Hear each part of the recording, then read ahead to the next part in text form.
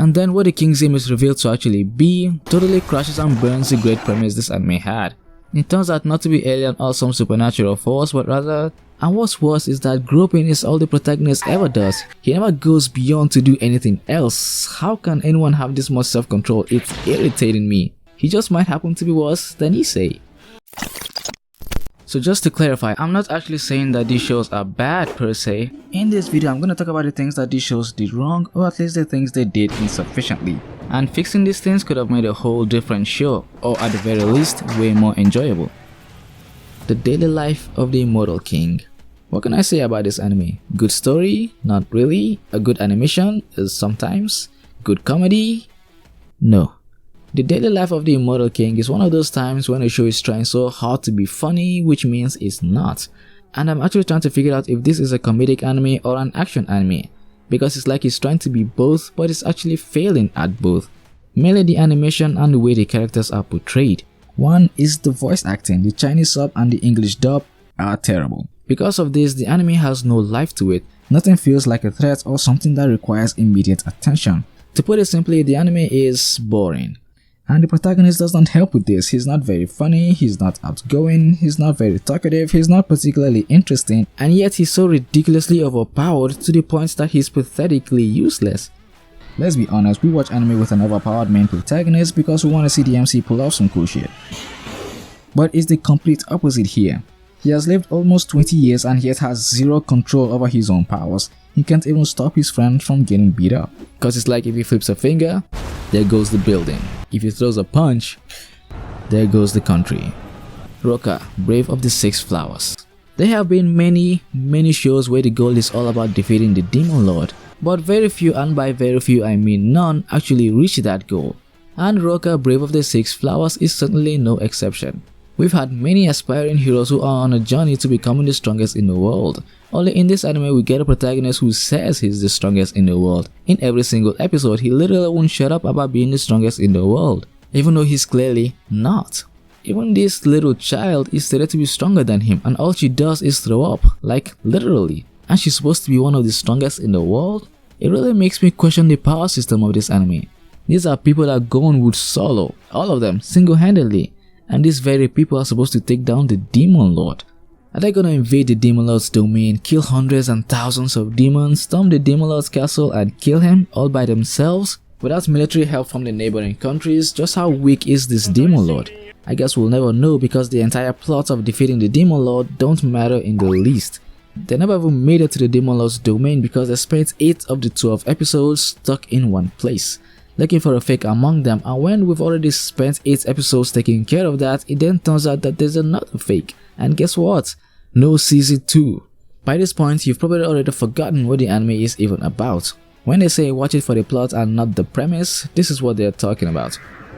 But when it comes to the complete opposite of this statement, the testament of Sister New Devil comes to mind. Just watch it for the story and how it goes, cause I don't even freaking remember what this anime is even about.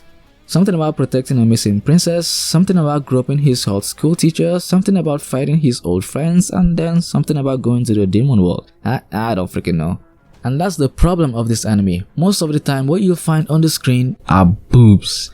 Every freaking time. The action is nothing to write home about. It's like the animation staff were focusing all their efforts on making the girl's breasts look as good as they can possibly get them to be.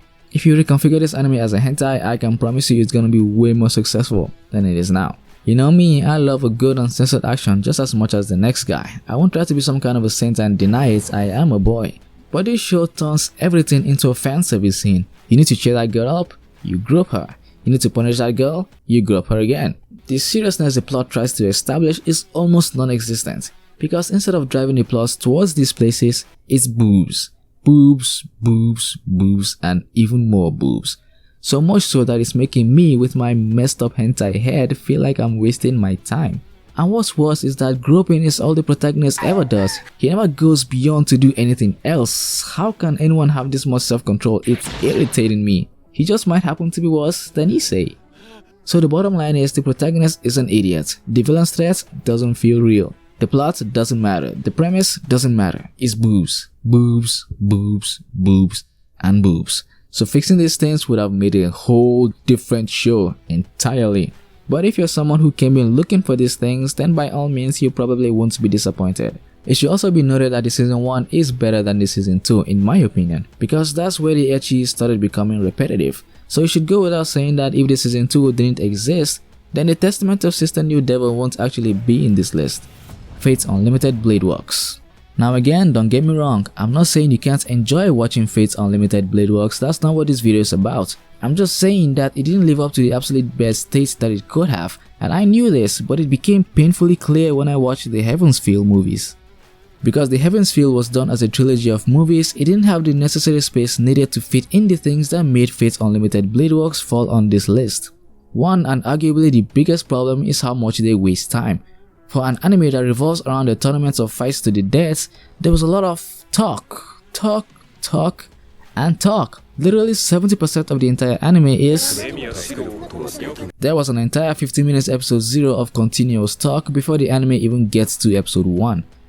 Don't get me started on all the times we wasted on Shiro. This idiot wasted so much of our time, even himself wants to kill him. You want to become a hero of justice? What even is that? What teenager in his right mind would want to be a hero in this day and age? He keeps getting told of how that dream won't work out, but he stubbornly refuses to let it go for 5 episodes straight. We watch him make noise about becoming a hero of justice for 5 episodes. Those 5 episodes carry the same 2 hours needed to watch one of the Heaven's Feel movies, where you'll find this very cool saber tearing down on Berserker up and down, left and right. But when you go back to Unlimited Blade Works, what you find is Saber going on picnics. Well, I still had fun watching Fate Unlimited Blade Works nonetheless. King's Game. King's Game was a generally interesting anime, or at least it was at the start. An entire classroom of students suddenly getting messages on their phones giving them specific orders to carry out, with a punishment waiting for anyone who does not comply to these commands by midnight. No one agreed to take this seriously until people started dying. I like it when people do things like they actually mean it, which you'll know from all the uncensored anime that I keep cataloging. My belief is, if you're going to go in, at least go in all the way. King's Game failed at this, starting from the dumb and uninteresting characters that makes you just want to break your TV screen, or your phone, or your laptop. Everyone in this anime is genuinely stupid, including the main guy himself. And then there's this, oh my god, she's the most annoying of them all. Would someone just smack this girl? Thank you. Why is she even here? Her presence makes it painfully clear just how dumb and stupid everybody else is. And then what the King's Game is revealed to actually be totally crashes and burns the great premise this anime had. It turns out not to be alien or some supernatural force, but rather technology. A virus? What the f? A virus can set you on fire? A virus can tear your head off? No. At this point, I lost all hope that this show would amount to anything. On paper, it might be a good story to read, but out on the big screen? No. King's Game is an anime that didn't live up to where it could have, not even close. Wise Man's Grandchild. Isekai. One of the most popular and easily the most recognizable genre in anime, right after shonen. The isekai library has become so big that it's become so hard to tell the good isekai from the bad isekai, cause it's like they're all bad. But this isn't quite the case. If not for the same copy and paste generic style all isekai seem to use, most of them would actually be able to stand on their own 2 feet. A prime example of this is Wise Man's Grandchild. It's the same copy and paste style from other isekai, but that's where the similarities end. The characters had been introduced, the action was pretty solid, so what else did Wise Man's Grandchild need? Nothing. The answer is nothing. Wise Man's Grandchild already had the groundwork for an actual story. A real world building invasion-like story. The anime wasted that idea. Instead of giving us more of this, they gave us more of this. The stuff we're already so used to seeing. And it just doesn't help that the protagonist is kind of clueless as to how all this fantasy stuff works, being someone who grew up in a sci-fi world. Platinum End. Platinum End is one of the most disregarded on this list. Unlike most other shows on this list that you can actually watch and enjoy, Platinum End is a show that most people did not enjoy. It's very tough to recommend to someone else. Platinum End is basically a carbon copy of Future Diary. But where did Platinum End go wrong? Everywhere. From the dumb and uninteresting characters to the hateable protagonist to the fact that these so-called angels are being portrayed as demons. The whole essence of Future Diary was to become the new god of time, so everything the anime did to some degree was acceptable. Whereas the goal of Platinum End was to become literal god, and yet these angels are encouraging you to kill and steal from your family. Didn't the Bible say something about demons being here to kill, steal, and destroy? These angels, let them kill, steal, and destroy. Use their powers to commit adultery, break every single one of God's commandments, and murder each other. They are literally creating serial killers, and one of them is going to be in charge of the world? You know those earth globes that can just sort of rotate in your hands as you're holding it? Yeah? That's gonna be us. The point is, the entire premise of Platinum End is laid out in such a way that it makes no sense, which is a shame because someone from a great hit like Death Note is also here. But instead of another light Yagami, we got this guy, one of my most disliked protagonists in recent anime, heck, in my whole anime watching history. I just don't like this guy. The characters are terrible, the guy is useless, the girl is useless, the angels are useless, and what angel is dumb enough to pick a child for this? What even drove a great scholar to the point of suicide anyway? Drive this video to more people by liking and subscribing now.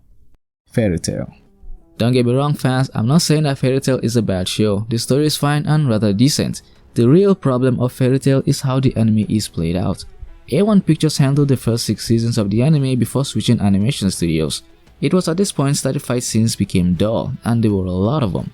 Not to mention Natsu's strength and clothes are the only thing about him that changes. His character pretty much remains stagnant throughout the entire show. All the way to episode 328, Natsu still remained the same oblivious idiot he was in episode 1, but it can be said that there wasn't much room for improvement since Fairy Tail took place within the span of a single year, that is before the time skip.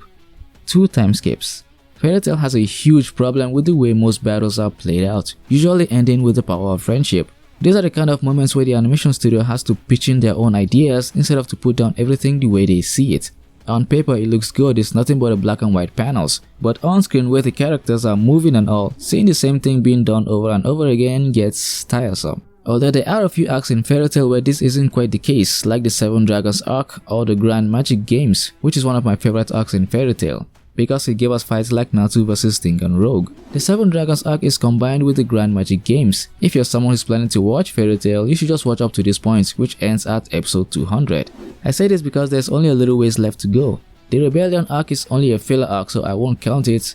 There's the Tartarus arc, Fairy Tail 0, and the Alvarez Empire arc, meaning beyond episode 200 all the way to episode 328 is just 3 arcs. The Tartarus arc is so unbelievably stretched out that it can make you lose interest in what is going on. To keep up with the story, just read a bunch of spoilers or watch some YouTube videos and you'll see have perfect understanding of the story without needing to watch the whole thing.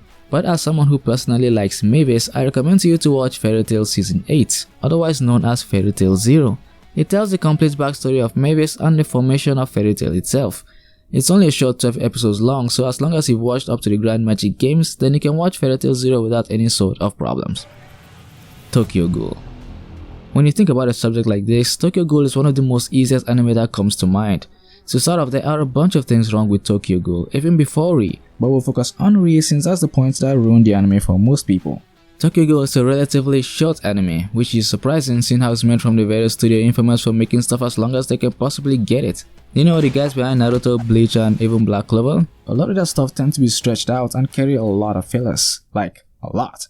But Tokyo Ghoul seems to have been the exact opposite. Tokyo Ghoul Ri is much like The Promised Neverland Season 2 but much worse. The Promised Neverland skipped arcs from its original source material while Tokyo Ghoul was having trouble following the thing. It kicked off in a way that would confuse the hell out of people. There are no flashback moments that would explain everything you missed, not in Ri Season 1 or in Ri Season 2. It made me wonder, what the hell am I even watching? Why are there 2 Kanekis? Why is Hide still alive? What in the world is this guy's problem? Why do Kagenes look like normal weapons now? Am I the only one who's still wondering why in the hell is Kaneki referred to as a king? And even before all of this, who exactly is the original one-eyed owl? I mean, it's supposed to be Eto, right? But didn't the legend go back to when she was like 12 years old or something? Tokyo Ghoul should have used more time to explain stuff like this. It would have made the show so much more interesting. That's the scariest cat I've ever seen. But instead we got cotton joint storylines, the uninteresting character cast, the shady sexy, and I mean, come on. This is a once in a lifetime chance for us to see a completely different side of Toka. Don't we deserve that much? All this point I've mentioned pretty much comes together and make Tokyo Ghoul one gem of an anime that failed to live up to the heights that it could have. And I am in favor of a remake, and I know a lot of you want that too, so where you guys at? Give me a thumbs up. Aesthetica for Rogue Hero is another great example of good premise gone bad. The story follows a world where several young men and women regularly find themselves spirited away to a world of swords and magic. And these kids always comes back with various abilities. It's basically an isekai where the kids can actually come back. I can think of about a dozen ways of how this anime could have turned out better than it did. Instead of focusing more on the fantasy side of things, instead of focusing on the events that led to Miyu's father's death, instead of focusing on the assassins coming after Miyu, the Dark Lord's legacy, instead of focusing on how these children lived and survived on the other side before they found their way back, it's high school and shopping, high school and talking, high school and beach parties, the stuff we're already so used to seeing. What a complete waste of an isekai premise. And it actually amazes me that how much effort and money it takes to make one season of an anime, instead of focusing that time and effort to make their shows more distinguishable that will elevate their studio standing, lots of these studios still make decisions that leads to dumb stuff like this. This is the exact problem we have with isekai. So many small studios are taking up isekai up and down, left and right. It's not that these shows are actually the same with one another as we constantly perceive them to be, it's just that these studios put in no work at all to make their shows more distinguishable, and the end result is that they all look the same. So there you have it, 10 great anime that are actually bad. If you want to see my pick on the strongest protagonist in recent anime, that video is on the right corner of your screen. My name is Taz, this is Weaves Mojo, and I'll see you all next time. Hey, thanks for watching.